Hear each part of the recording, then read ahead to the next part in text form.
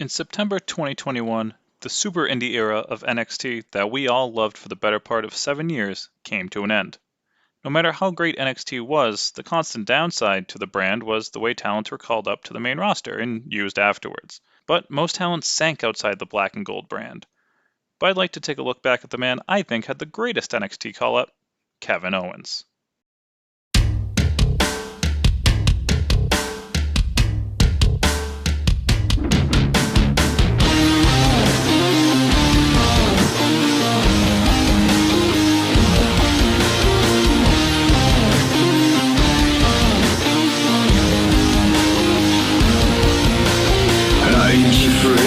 You're not mine. This difference helps me cross the line every time I'm confronted. Kevin Owens, formerly Steen, came to NXT in 2014 after hugely successful runs in Ring of Honor, PWG, and Combat Zone Wrestling. He built his name off a penchant for hardcore matches, his incredible agility for a man his size, and for his mic skills. Fans knew how good he was for years. But no one really thought with his look that he'd be given a chance in WWE. That was until the Triple H era of developmental came about. He joined NXT with much the same fanfare others were given when signing from top spots on the indies. He debuted during a TakeOver special, the same TakeOver that would see his best friend Sami Zayn become the brand's champion.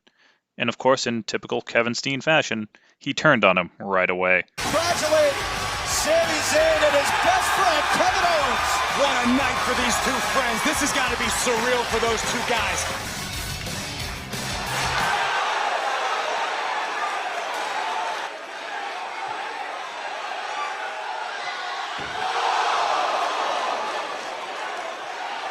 These two were never going to be away from each other for long. Before you knew it, Owens was the new NXT champion, picking up exactly where he left off in Ring of Honor, having great matches and cutting great promos. It really seemed like he'd be the horse pulling the apple cart. He was going to lead the fledgling brand into a new era, a place for independent internet darlings to show what they can do, and then go to Raw and SmackDown and change the face of the main roster as we knew it. It was revolutionary, and Owens was now at the top of the heap. Around this same time, John Cena was the reigning US champion and holding the US Championship Open Challenge. These segments seemed to always result in fantastic wrestling matches. And on the May 4th edition of Raw, that challenge would be answered by Sami Zayn. Sami would put on a killer display even though he'd injured a shoulder during his entrance. After a beating from Owens on the following TakeOver, Zayn would be on the shelf for the better part of a year.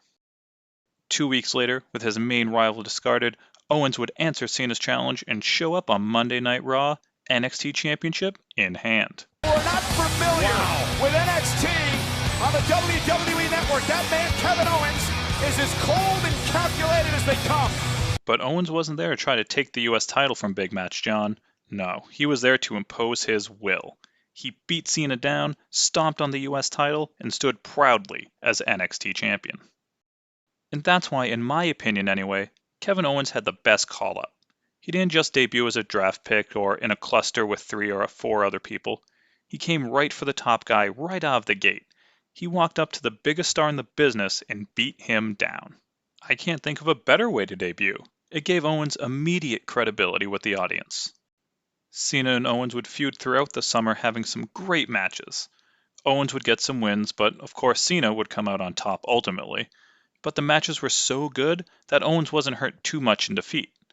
Some of the luster had come off by the time Owens lost the NXT title to Finn Balor in Japan, and Owens made the jump to Raw full time, but he'd made enough of an impact for fans not to completely write him off.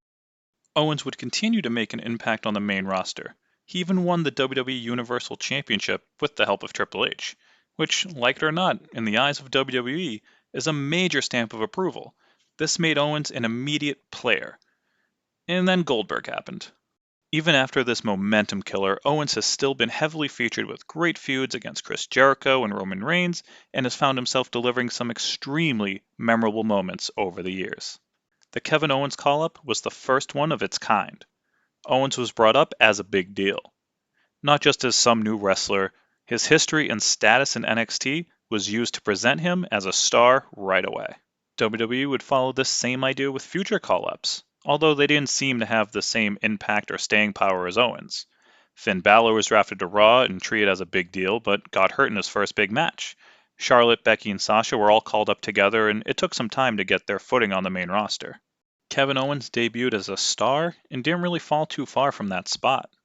He was always featured, always allowed to have big moments, and while his run hasn't always been perfect, that debut in my eyes was pretty damn close to perfect. There's a lot of questions about his future in WWE and if he'll become All Elite. If he does make the move, he'll have a great body of work behind him, and God knows what he'd be capable of with less restrictions on his creativity, surrounded by old friends. But if he stays, hopefully WWE will reward him and do the right thing and really give him the ball. Really allow him to show them what he can do again. Either company is better for having Owens or Steen on their roster. I'm Scott. Thanks for watching.